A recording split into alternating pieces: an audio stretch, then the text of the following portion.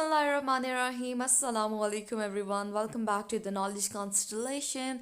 आज हमारा नाइन्थ की केमिस्ट्री का 5वां लेक्चर है and our today's topic is compounds and then फिर हम मिक्सचर को स्टडी करेंगे और फिर कंपाउंड और मिक्सचर के दरमियान जो डिफरेंस है इसका एक टेबल फॉर्म में डिफरेंस हम देखेंगे। हमने एलिमेंट्स का कॉन्सेप्ट पढ़ा, फिर उसके बाद वैलेंसी का कॉन्सेप्ट पढ़ा। आज हम now we are going to study also compound की बात करेंगे। Compound is a substance made up of two or more elements chemically combined together in a fixed ratio by mass। तो कंपाउंड एक ऐसा सब्सटेंस है जो दो या दो से ज़्यादा एलिमेंट्स से मिलकर बना हुआ है। जिस तरह वाटर है, NaCl है। अब इसके अंदर देखें 2 हैं, इसके अंदर 3 हैं। इसी तरह अगर हम अमोनिया लें तो उसके अंदर 3 से 4 एलिमेंट्स हैं। इसी तरह हम अगर H2SO4 सल्फ्यूरिक एसिड लें तो इसके अंदर 4 ऑक्सीजन, 1 सल्फ़र और 2 हाइड्रोजन, 4 5 6 7 एलिमेंट्स और एटम्स आपस में मिलकर ये एटम मिलते हैं और सल्फ्यूरिक एसिड बना रहे हैं। तो दो या दो से ज़्यादा एलिमेंट्स केमिकली कंबाइंड हैं इन अ फिक्स रेशो। ऐसे नहीं हो सकता, मैंने आपको पहले भी कहा था कि H2O के अंदर ऐसे नहीं हो सकता कि H2O या H2O2 हो, हमेशा फिक्स रेशो रहेगी। As a result of this combination elements lose their own properties, elements की अपनी प्रॉपर्टीज़ चली जाती हैं and produce a new substance जो कि कंपाउंड कहलाता है, that have entirely different properties. Okay, compounds cannot be broken down into its constituent elements by simple physical method। इन्हें भी simple physical method से तोड़ा नहीं जा सकता। वाटर की हम पहले भी बात कर चुके हैं, केमिकल चेंज अगर आपने देखा हो। For example carbon dioxide is formed when elements of carbon and oxygen combine in a fixed ratio of ये 12:32 और 3:8 बाय मास। अब ये कैसे है? कार्बन का जो एटॉमिक नंबर है वो है 6 और इसके अंदर एटॉमिक नंबर था जो इसके अंदर प्रोटॉन्स प्रेजेंट है, प्रोटॉन्स की तादाद वो इसका एटॉमिक नंबर होती है। लेकिन एक एटम का एटॉमिक नंबर के साथ साथ एटॉमिक मास भी होता है, वो ऊपर शो किया जाता है। 6 प्रोटॉन 6 इलेक्ट्रॉन, 6 + 6 = 12। ऑक्सीजन के अंदर 8 इसका एटॉमिक नंबर है, यानी कि 8 प्रोटॉन है, 8 ही इसके अंदर इलेक्ट्रॉन्स भी हैं। प्रोटॉन्स तो इसके न्यूक्लियस में मौजूद हैं, आसपास शेल के अंदर इलेक्ट्रॉन्स भी तो मूव कर रहे हैं, तो वो भी काउंट होंगे। तो 8 + 8 कितने हुए? 16। और कार्बन डाइऑक्साइड का फॉर्मूला क्या होता है? CO2। एक कार्बन 12 मास हुआ रेशियो। ऑक्सीजन, यहाँ पे ऑक्सीजन के 2 मॉलिक्यूल्स हैं, तो एक ऑक्सीजन का मास कितना है? 16। 16 + 16 कितना होगा? 32। ओके, तो ये हो गया 32। तो 12:32 ये आपको याद रखना पड़ेगा। इसी तरह अगर हम इसे कट करें, आपने मैथ्स में थोड़ा पढ़ा हो, 4 के टेबल पे अगर हम इसे कट करें तो 4 3s are 12 and 4 8s are 32। तो वो रेशो कट होकर 3:8 बन जाती है। 4 3s are 12, 4 8s are 32।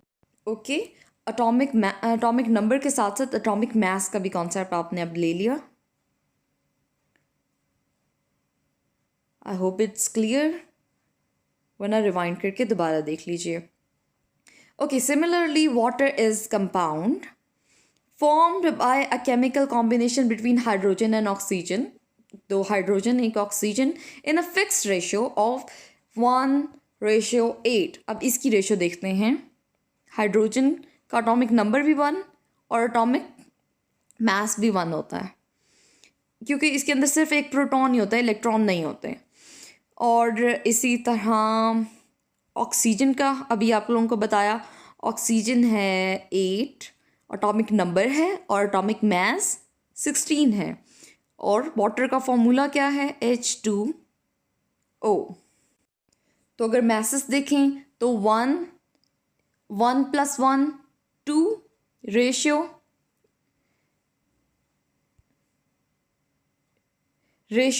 8। Oxygen का एटॉमिक मास 16 है। इसे हम कट करें 2 के टेबल पे, 2 1s are 2, 2 1s are 2 and 2 8s are 16। तो इसकी रेशियो बन जाएगी 1:8 by mass। I hope it's clear.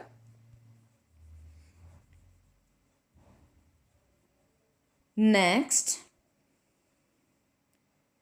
compounds can be classified as ionic or covalent compound। इन ये जो आप वाटर की एग्जांपल लें, H2O, इसके अंदर मैंने बताया था ये जो लाइन होती है ये बॉन्ड को शो कर रही होती है। इसी तरह NaCl। अब कंपाउंड्स के जो दो एटम है वो आपस में मिले हुए हैं बॉन्ड के ज़रिए। अगर बॉन्ड कवलेंट है तो ये कवलेंट कंपाउंड है, अगर बॉन्ड आयनिक है तो ये आयनिक कंपाउंड होगा। ठीक हो गया। तो compounds can be classified as ionic or covalent। Ionic compounds do not exist in independent molecular form. They form a three-dimensional crystal lattice in which each ion is surrounded by oppositely charged ion. These oppositely charged ions attract each other very strongly. As a result, ionic compounds have high melting and boiling points. Okay, compounds, ionic compound की बात हुई है, फिर covalent compound की बात होगी। ठीक है, पहले हम आयनिक कंपाउंड के बारे में देख लें कि वो इंडिपेंडेंट मॉलिक्यूलर फॉर्म में एग्जिस्ट नहीं करते, वो क्रिस्टल लैटिस की फॉर्म में एग्जिस्ट करते हैं। और इनके ऊपर जिस तरह NaCl की एग्जांपल देती हूँ मैं हमेशा आयनिक कंपाउंड्स के अंदर, तो इनके ऊपर चार्ज होता है और इन्हें इसके साथ आपको पता है प्लस प्लस चार्ज एक दूसरे को रिपेल करते हैं, एक दूसरे को दूर करते हैं। नेगेटिव जो लाइकली चार्ज होते हैं, एक जैसे चार्ज वो एक दूसरे को दूर करते हैं, जबकि ऑपोजिटली जो चार्ज होते हैं वो आपस में एक दूसरे को अट्रैक्ट करते हैं। क्लोरीन के पास होगा सोडियम, सोडियम की इसने घेरा हुआ होगा क्लोरीन को। इसी तरह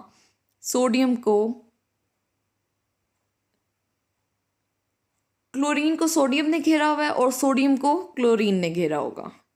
इसी तरह ये एक क्रिस्टल लैटिस बिल्कुल बनाते हैं और ये क्रिस्टल की फॉर्म में होते हैं। एक आयन दूसरे नेगेटिव ऑपोजिटली चार्ज, इस तरह करके इन्होंने क्रिस्टल लैटिस सा बनाया हुआ होता है, in which each ion is surrounded by oppositely charged ion. These oppositely charged ion attract each other very strongly. तो ये oppositely charged जो ion है एक दूसरे को attract भी करते हैं, जिसकी वजह से इनके melting और boiling points high होते हैं। ठीक है, these compound are represented by formula units और इनकी एग्जाम्पल में NaCl, KBr और CuSO4 हैं आयनिक कंपाउंड्स की एग्जाम्पल में। ओके, एक तो ये इंडिपेंडेंट फॉर्म में मॉलिक्यूलर फॉर्म में नहीं पाए जाते, क्रिस्टल लैटिस के फॉर्म में होते हैं, ऑपोजिटली चार्ज आयन ने घेरा हुआ होता है, ऑपोजिटली चार्ज आयन एक दूसरे को अट्रैक्ट करते हैं बहुत स्ट्रांगली, जिसकी वजह से इनके मेल्टिंग और बॉइलिंग पॉइंट्स हाई होते हैं। और इन कंपाउंड्स को रिप्रेजेंट किया जाता है फॉर्मूला यूनिट के ज़रिए, और फिर एंड में इनकी एग्जाम्पल्स हैं। ठीक है, अगर आयनिक कंपाउंड आता है तो ये आप सब लिख सकते हो। Now we will move on towards covalent compound. The covalent compound mostly exist in molecular form. For example, water. A molecule is a true representation of the covalent compound and its formula is called molecular formula. इनकी examples दी गई हैं H2O, HCl, H2SO4 and CH4। ये सब होगी इसकी examples. That's it. Compounds हैं वो आयनिक भी हो सकते हैं, वो कवलेंट भी हो सकते हैं। आयनिक हैं तो वो रिप्रेजेंट होंगे फॉर्मूला यूनिट से, और कवलेंट हैं तो वो रिप्रेजेंट होंगे मॉलिक्यूलर फार्मूला से। आयनिक की बड़ी सिंपल एग्जांपल NaCl है, कवलेंट की बड़ी सिंपल एग्जांपल H2O है। अब एंड में हमारे पास ये एक टेबल है, टेबल के अंदर वाटर का केमिकल फार्मूला दिया गया है, ये सारे कंपाउंड्स हैं और सामने इनके केमिकल फार्मूलाज दिए गए हैं। वाटर का अब तक आपको बहुत अच्छे से याद हो चुका होगा, H2O, sodium chloride, common salt, नमक, NaCl, सैंड जो रेत होती है it is silicon dioxide. Di क्यों? क्योंकि दो ऑक्सीजन है, इस वजह से डाइऑक्साइड। सोडियम हाइड्रोक्साइड जिसे कॉस्टिक सोडा भी कहते हैं, NaOH। Sodium carbonate, washing soda, this is NaCO3 और 10 मॉलिक्यूल्स ऑफ वाटर इसके साथ हैं। सी आगे है कैल्शियम ऑक्साइड, क्विक लाइम जो चौक होता है, ठीक है, चौक चूना।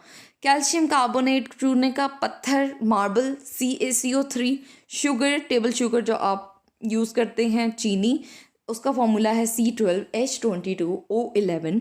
सल्फ्यूरिक एसिड H2SO4 और अमोनिया जो कि खाद है, फर्टिलाइज़र के तौर पर इस्तेमाल होती है, वो है NH3। एंड ये टेबल भी इतना याद करने की ज़रूरत नहीं, लेकिन आपने कंपाउंड्स देख लेना है, कंपाउंड्स की डेफिनेशन, फिर उसके बाद कंपाउंड्स कितनी किस्म के होते हैं, आयनिक कंपाउंड और कवलेंट कंपाउंड, उनकी डेफिनेशन और उनके साथ एग्जाम्पल बहुत इंपॉर्टेंट है। आपने एग्जाम्पल हमेशा डेफिनेशन और एग्जाम्पल ज़रूर मेंशन करनी है। All right, and now mixture की हम डेफिनेशन देख लेते हैं। When two or more elements or compounds mix up physically without any fixed ratio, they form a mixture. Compound में हमेशा फिक्स रेशियो होती है, जैसे H2O की एग्जांपल है तो उसके अंदर हमेशा आपने रेशियो देखी थी। सो H2O में वाटर में 1.8 1:8 रेशियो होती है हमेशा, और वो एक फिक्स रेशियो में ही पाया जाता है।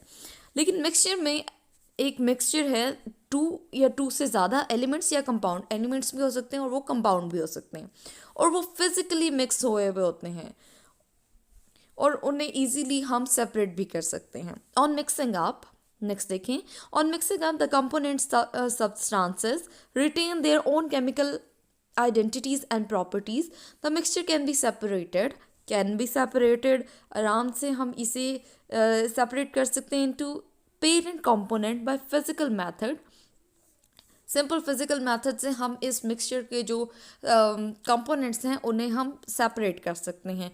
कौन कौन से फिजिकल मेथड? डिस्टिलेशन के अंदर क्या होता है कि हीट अप किया जाता है, और हीट अप करके फिर एक चीज़ जो होती है उसका जिसका बॉइलिंग पॉइंट कम होता है वो पहले एवेपोरेट हो जाती है, तो उसके वेपर्स कलेक्ट करके उन्हें कंडेंस करके दोबारा लिक्विड फॉर्म में हम अलग कर लेते हैं। देन फिल्टर किया जा सकता है, फ़नल होती है और नीचे चीज़ें रखी जाती है, उस फ़नल के अंदर से पोर करके गुजारा जाता है और यूँ हम फिल्टर कर लेते हैं। एवेपोरेशन, सिंपल एवेपोरेशन की जा सकती है। क्रिस्टलाइजेशन, एक चीज़ की क्रिस्टल बना के उसे सेपरेट किया जा सकता है, बाकी वैसी की वैसी रहती है। मैग्नेटाइजेशन कर सकते हैं, मैग्नेट के ज़रिए हम चीज़ों को सेपरेट कर सकते हैं। Mixture that have uniform composition, हमने पहले भी देखे होमोजेनस मिक्सचर और हेट्रोजेनस मिक्सचर। होमोजेनस मिक्सचर वो जिनकी कंपोजिशन यूनिफॉर्म है, और हेट्रोजेनस मिक्सचर वो जिनकी कंपोजिशन यूनिफॉर्म नहीं है। होमोजेनस की एग्जांपल एयर है, एयर मिक्सचर है गैसेस का, nitrogen gas, oxygen gas, carbon dioxide gas. इसी तरह गैसोलीन जो है वो फ्यूल है और डिफरेंट हाइड्रोकार्बन्स का मिक्सचर है। आइसक्रीम भी एक मिक्सचर है, होमोजेनस मिक्सचर है। और अगर हम हेट्रोजीनस कंपाउंड्स की हेट्रोजीनस मिक्सचर्स की एग्जांपल देखें तो सॉइल जो है वो क्ले, सैंड और मिनरल्स, वाटर और एयर का मिक्सचर है। इसी तरह रॉक मिक्सचर है, वुड जो है लिग्निन, सेलुलोज और हेमी सेलुलोज का मिक्सचर है। तो ये हेट्रोजेनस मिक्सचर है, इनकी कंपोजिशन यूनिफॉर्म नहीं हो सकती, यूनिफॉर्म नहीं होती, इनकी प्रोपोर्शन आगे पीछे होती रहती हैं। नेक्स्ट एक इन्फॉर्मेशन बॉक्स है, इसके अंदर हमारे पास डिफरेंट मिक्सचर दिए गए हैं, एयर, सॉइल, मिल्क, और फिर इनके आगे कंपोनेंट्स बताए गए हैं कि ये किस चीज़ का मिक्सचर है। एयर का जिस तरह मैंने भी बताया, nitrogen gas, oxygen gas, carbon dioxide. Noble gases के अंदर हाइड्रोजन, हीलियम, नोबल गैसेस के अंदर हीलियम, नियॉन, आर्गॉन और क्रिप्टॉन होते हैं। ये इनका ऑक्टेट कंप्लीट होता है और बड़ी स्टेबल गैसेस हैं। और इसके अलावा वाटर वेपर्स होते हैं। ये हो गया एयर के कंपोनेंट्स। एयर किस चीज़ का मिक्सचर है? इसी तरह सॉइल में आपको बता चुकी हूँ, sand, clay, mineral salts, water and oil. Air का मिक्सचर है। मिल्क देखें तो मिल्क जो है वो मिक्सचर है वाटर का, sugar, fat, proteins, mineral salt और वाइटामिन्स का। ब्रास देखें जो कि पीतल है, जिसे उर्दू में पीतल कहते हैं, वो मिक्सचर है कॉपर का और जिंक का, मेटल्स का। ओके, तो हमने कंपाउंड्स को पहले स्टडी कर लिया है और मिक्सचर को भी स्टडी कर लिया। तो अब हम इनका एक डिफरेंस जल्दी से देखते हैं। कंपाउंड जो हैं वो केमिकल कॉम्बिनेशन ऑफ एलिमेंट है, atom. It is formed, chemical की डेफिनेशन देखें यहाँ पे first point, it is form by a chemical combination of atoms of the element. Chemical combination of atom है, जबकि mixture is form by simple mixing up of the substance, जो element भी हो सकते हैं और वो कंपाउंड भी है। एक मिक्सिंग है, एक मिक्सचर है, लेकिन यहाँ पे एक केमिकल कॉम्बिनेशन हो रहा है। यहाँ केमिकल कॉम्बिनेशन है और ये सिंपल मिक्सिंग है। दूसरा पॉइंट देखें, the constituent lose their identity and form a new substance having entirely different properties from them. देखें, जब हमने वाटर बनाया था तो हाइड्रोजन गैस और ऑक्सीजन गैस आपस में मिलती है और हमारे पास यूं वाटर बनता है। तो हाइड्रोजन गैस, ऑक्सीजन गैस मिलकर एक न्यू सब्सटेंस बनाते हैं, एक न्यू एंटिटी बना रहे हैं जिसकी इंटायरली न्यू प्रॉपर्टीज़ हैं। नेक्स्ट, जबकि मिक्सचर के अंदर ऐसा नहीं होता। मिक्सचर के अंदर मिक्सचर की जो कॉन्स्टिट्यूएंट है, जो उसके पार्ट्स होते हैं जिससे वो मिलकर बना हुआ होता है, उनकी प्रॉपर्टीज़ बरकरार रहती हैं।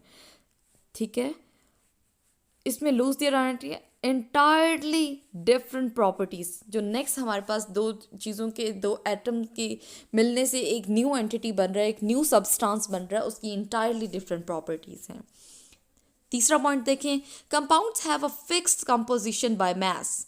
जैसे आप लोगों ने एग्जाम्पल में देखा, वाटर की एग्जाम्पल देखी और कार्बन डाइऑक्साइड की एग्जाम्पल आप लोगों ने भी देखी है, फिक्स कॉम्पोजिशन बाय मास। लेकिन मिक्सचर की फिक्स कॉम्पोजिशन नहीं होती। 4 पॉइंट देखें, the component can not be separated by physical mean. जबकि मिक्सचर का देखें, the components can be separated by simple physical mean. अभी मैंने आप लोगों को बताया सिंपल फिजिकल मेथड्स कौन कौन से हैं। डिस्टिलेशन है, एवापोरेशन है, क्रिस्टलाइजेशन है, मैग्नेटाइजेशन है। 5 पॉइंट पे आए, फिफ्थ पे, every compound is represented by a chemical formula. लेकिन अब मिक्सचर के अंदर एयर है, एयर के अंदर ढेर सारा मिक्सचर है। सॉइल देखे तो सॉइल के अंदर भी चीज़ें ढेर सारी है। मिल्क देखे तो उसके अंदर भी चीज़ें, तो इनका केमिकल फॉर्मूला नहीं होता। जबकि कंपाउंड में NaCl, H2O, NH3 जितने भी कंपाउंड्स हैं उन सब का एक केमिकल फॉर्मूला होता है। 6 पॉइंट देखें, कंपाउंड्स हैव होमोजीनियस कंपोजिशन। जबकि मिक्सचर होमोजीनियस भी हो सकते हैं और वो हेट्रोजीनियस इन कॉम्पोजिशन हो सकते हैं। आगे 7th पॉइंट देखिए, compound have a sharp and fix melting points.